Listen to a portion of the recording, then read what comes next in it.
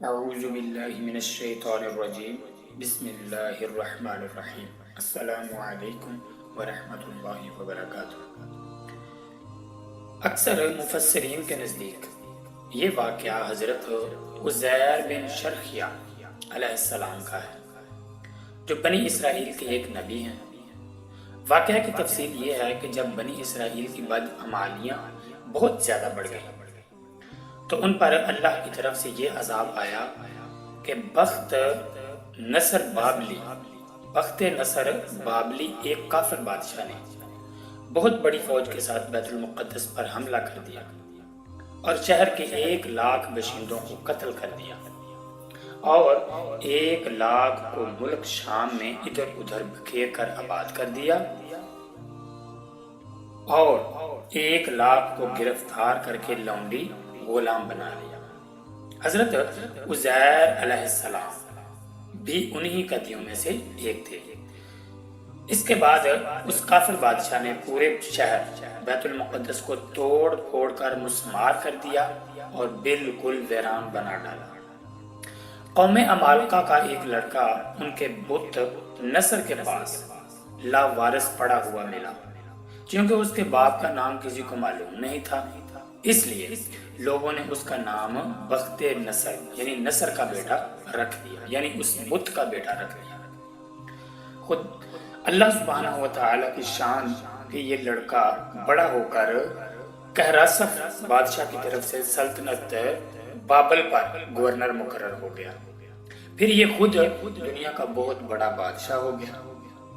کچھ دنوں کے بعد حضرت عزیر علیہ السلام جو کسی طرح بخت نصر کی قید سے رہا ہوئے تو ایک گدھے پر سوار ہو کر اپنے شہر بیت المقدس میں داخل ہوئے۔ اپنے شہر کی ویرانی اور بربادی دیکھ کر حضرت عزیر علیہ السلام کا دل بھر آیا اور وہ رو پڑے۔ چاروں طرف چکر لگایا مگر انہیں کسی انسان کی شکل نہیں نظر آئی، یعنی کوئی بھی انسان وہاں پہ نظر نہ آیا، ہر طرف ویرانہ تھا۔ ہاں، یہ دیکھا کہ وہاں کے درختوں پر خوب زیادہ پھل آئے ہیں جو پک کر تیار ہو چکے ہیں، مگر کوئی ان پھلوں کو توڑنے والا نہیں ہے۔ یہ منظر دیکھ کر نہایت ہی حسرت و افسوس کے ساتھ بے اختیار آپ کی زبان مبارک سے یہ جملہ نکل پڑا، انا یحیی ھذہ اللہ بعد موتھا، یعنی اس شہر کی ایسی بربادی اور ویرانی کے بعد بھلا کس طرح اللہ پھر اس کو آباد کرے گا، یعنی کہ اتنی بربادی کے بعد اللہ تعالیٰ کیوں اس شہر کو زیادہ آباد کرے گا، دوبارہ آباد کرے گا۔ پھر آپ نے کچھ پھلوں کو توڑ کر تناول فرمایا یعنی کھا لیا، اور انگوروں کو نچوڑ کر اس کا شیرہ نوش فرمایا یعنی پی لیا، پھر بچے ہوئے پھلوں کو اپنے جھولے میں ڈال لیا اور بچے ہوئے انگور کے شیرہ کو اپنی مشک میں گھس لیا اور اپنے گدھے کو ایک مضبوط رسی سے باندھ دیا، اور پھر آپ ایک درخت کے نیچے لیٹ کر سو گئے، اور اسی نیند کی حالت میں اللہ سبحانہ و تعالیٰ کے حکم سے آپ کی وفات ہو گئی، اور اللہ تعالیٰ نے درندوں سے، پرندوں سے، چرندوں سے، جنوں سے اور انسانوں سے سب کی آنکھوں سے آپ کو اوجھل کر دیا کہ کوئی آپ کو نہ دیکھ سکا، یہاں تک کہ 70 سال کا زمانہ گزر گیا تو ملک فارس کے بادشاہوں میں سے ایک بادشاہ اپنے لشکر کے ساتھ بیت المقدس کے اس ویرانے میں داخل ہوا اور بہت سے لوگوں کو یہاں لا کر بسایا اور شہر کو پھر دوبارہ آباد کر دیا، اور بچے کچے بنی اسرائیل جو اطراف و جوانب میں بکھرے ہوئے تھے سب کو بلا کر اس شہر میں آباد کر دیا، اور ان لوگوں نے نئی عمارتیں بنا کر اور قسم قسم کے باغات لگا کر اس شہر کو پہلے سے بھی زیادہ خوبصورت اور بار رونق بنا دیا۔ جب حضرت عزیر علیہ السلام کو پورے 100 برس یعنی 100 سال وفات کی حالت میں ہو گئے تو اللہ سبحانہ و تعالی نے آپ کو زندہ فرمایا، تو آپ نے دیکھا کہ آپ کا گدھا مر چکا ہے اور اس کی ہڈیاں گل سڑ کر ادھر ادھر بکھری پڑی ہیں، مگر تھیلے میں رکھے ہوئے پھل اور جو شیرہ انگوروں کا نکالا تھا اور مشک میں رکھا ہوا جو شیرہ تھا انگوروں کا بالکل خراب نہیں ہوا۔ اللہ اکبر۔ نہ ہی پھلوں میں کوئی تغیر، نہ شیرے میں کوئی بو باس یا بد مزگی پیدا ہوئی، بلکہ وہ بالکل عین تازہ تھا۔ اللہ اکبر۔ اور آپ نے یہ بھی دیکھا کہ اب بھی آپ کے سر اور داڑھی کے بال کالے ہیں اور آپ کی عمر وہی 40 برس کی ہے۔ آپ حیران ہو کر سوچ بچار میں پڑے ہوئے تھے کہ آپ پر وحی اتری اور اللہ سبحانہ و تعالی نے آپ سے دریافت فرمایا کہ اے عزیر، آپ کتنے دنوں تک یہاں رہے؟ تو حضرت عزیر علیہ السلام نے کہا، انہوں نے خیال کیا اور خیال کر کے کہا کہ میں صبح کے وقت سویا تھا اور اب عصر کا وقت ہو گیا ہے۔ تو یہ جواب دیا کہ میں دن بھر سے بھی کچھ کم سوتا رہا۔ تو اللہ سبحانہ و تعالی نے فرمایا کہ نہیں اے عزیر، تم پورے 100 سال یہاں ٹھہرے رہے۔ اب تم ہماری قدرت کا نظارہ کرنے کے لیے ذرا اپنے گدھے کو دیکھو کہ اس کی ہڈیاں گلی سڑی پڑی ہیں، اور اپنے کھانے پینے کی چیزوں پر نظر ڈالو کہ ان میں کوئی خرابی اور بگاڑ پیدا نہیں ہوئی۔ اللہ اکبر۔ پھر ارشاد فرمایا کہ اے عزیر، اب تم دیکھو کہ کس طرح ہم ان ہڈیوں کو اٹھا کر ان پر گوشت چڑھا کر اس گدھے کو زندہ کرتے ہیں۔ چنانچہ حضرت عزیر علیہ السلام نے دیکھا کہ اچانک بکھری ہوئی ہڈیوں میں حرکت پیدا ہو گئی اور ایک دم تمام ہڈیاں جمع ہو کر اپنے اپنے جوڑ سے مل کر گدھے کا ڈھانچہ بن گیا، اور لمحہ بھر اس ڈھانچے پر گوشت بھی چڑھ گئی اور گدھا زندہ ہو کر اپنی بولی بولنے لگا۔ اللہ اکبر۔ یہ دیکھ کر حضرت عزیر علیہ السلام نے بلند آواز سے کہا، اعلم ان اللہ علی کل شیء قدیر، اعلم ان اللہ علی کل شیء قدیر۔ میں خوب جانتا ہوں کہ اللہ سب کچھ کر سکتا ہے۔ اس کے بعد حضرت عزیر علیہ السلام شہر کا دورہ فرماتے ہوئے اس جگہ پہنچ گئے جہاں 100 برس پہلے آپ کا مکان تھا۔ تو نہ کسی نے آپ کو پہچانا اور نہ آپ نے کسی کو پہچانا۔ ہاں، البتہ یہ دیکھا کہ ایک بہت ہی بوڑھی اور اپاہج عورت مکان کے پاس بیٹھی ہے، جس نے اپنے بچپن میں حضرت عزیر علیہ السلام کو دیکھا تھا۔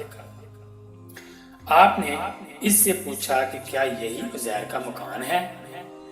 تو اس نے جواب دیا، جی ہاں۔ پھر بڑھیا نے کہا کہ عزیر کا کیا ذکر ہے؟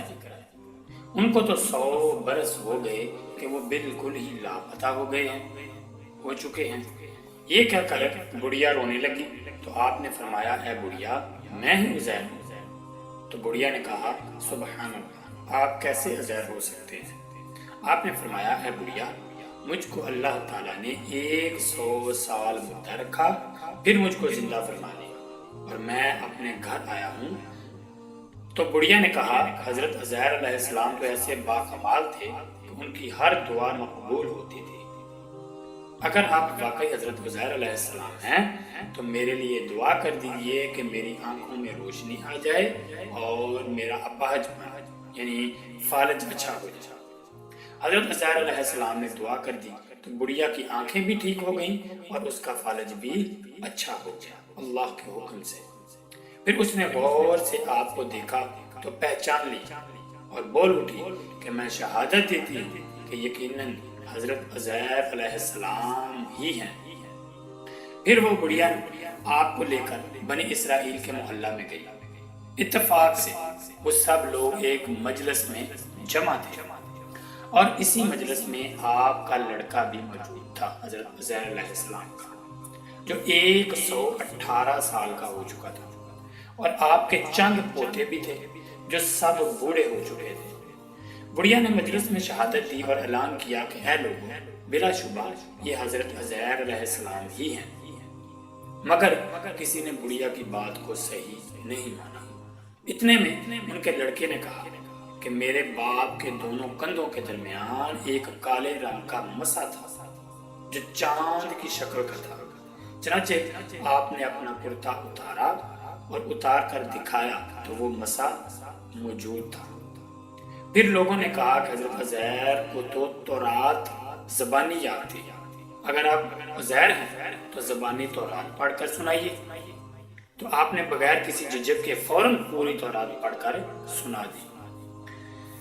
بخت نصر بادشاہ نے بیت المقدس کو تباہ کرتے وقت 40,000 تورات کے عالموں کو چن چن کر قتل کر دیا تھا، اور تورات کی کوئی جلد بھی اس نے زمین پر باقی نہیں چھوڑی تھی۔ اب یہ سوال پیدا ہوا کہ حضرت عزیر نے تورات صحیح پڑھی ہے یا نہیں پڑھی۔ تو ایک آدمی نے کہا کہ میں نے اپنے باپ سے سنا ہے کہ جس دن ہم لوگوں کو بخت نصر نے گرفتار کیا تھا، اس دن ایک ویرانے میں ایک انگور کی بیل کی جڑ میں تورات کی ایک جلد دفن کر دی گئی تھی۔ اگر تم لوگ میرے دادا کے انگور کی جگہ کی نشاندہی کر دو تو میں تورات کی ایک جلد برآمد کر دوں گا۔ اس وقت پتہ چل جائے گا کہ حضرت عزیر نے جو تورات پڑھی ہے وہ صحیح ہے یا نہیں ہے۔ چنانچہ لوگوں نے تلاش کر کے اور زمین کھود کر تورات کی جلد نکال لی تو وہ حرف بحرف حضرت عزیر کی زبانی یاد کی ہوئی تورات کے مطابق تھی۔ یہ عجیب و غریب اور حیرت انگیز ماجرا دیکھ کر سب لوگوں نے ایک زبان ہو کر یہ کہنا شروع کر دیا کہ بے شک حضرت عزیر یہی ہے، اور یقیناً یہ خدا کے بیٹے ہیں، نعوذ باللہ۔ چنانچہ اسی دن سے یہ غلط اور مشرکانہ عقیدہ یہودیوں میں پھیل گیا کہ معاذ اللہ حضرت عزیر خدا کے بیٹے ہیں۔ چنانچہ آج تک دنیا بھر کے یہودی اس باطل عقیدہ پر جمع ہوئے کہ حضرت عزیر علیہ السلام خدا کے بیٹے ہیں، معاذ اللہ۔ اللہ سبحانہ وتعالی نے قرآن مجید فرقان حمید کی سورہ بقرہ میں اس واقعہ کو ان لفظوں میں بیان فرمایا ہے: بسم اللہ الرحمن الرحیم، او کالذی مر علی قریۃ وہی خاویۃ علی عروشها قال أنا يحيي هذه الله بعد موتها فأماته الله 100 عام ثم بعثه قال كم لبثت قال لبثت يوما أو بعد يوم قال بل لبثت 100 عام فانظر إلى طعامك وشرابك لم يتسنه وانظر إلى حمارك ولنجعلك آية للناس وانظر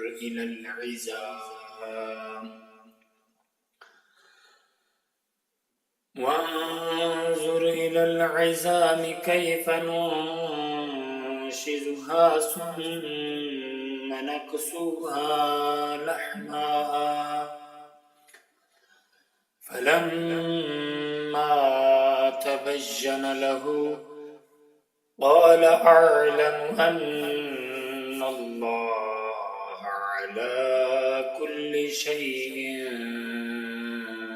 قدیر۔ یہ قرآن مجید فرقان حمید کے پارہ نمبر 3 اس سورۃ البقرہ کی آیت نمبر 259 यानी 259 है, जिसका तर्जुमा कंजुल ईमान में है, या उसकी तरह जो गुजरा एक बस्ती पर और वो ढही पड़ी थी अपनी छतों पर। बोला, इसे क्यों कर जलाएगा अल्लाह। उसकी मौत के बाद तो अल्लाह ने उसे मुर्दा रखा 100 बरस, फिर जिंदा करके कर दिया। फरमाया, तू यहाँ कितना ठहरा? अर्ज की, दिन भर ठहरा हूँगा या कुछ कम।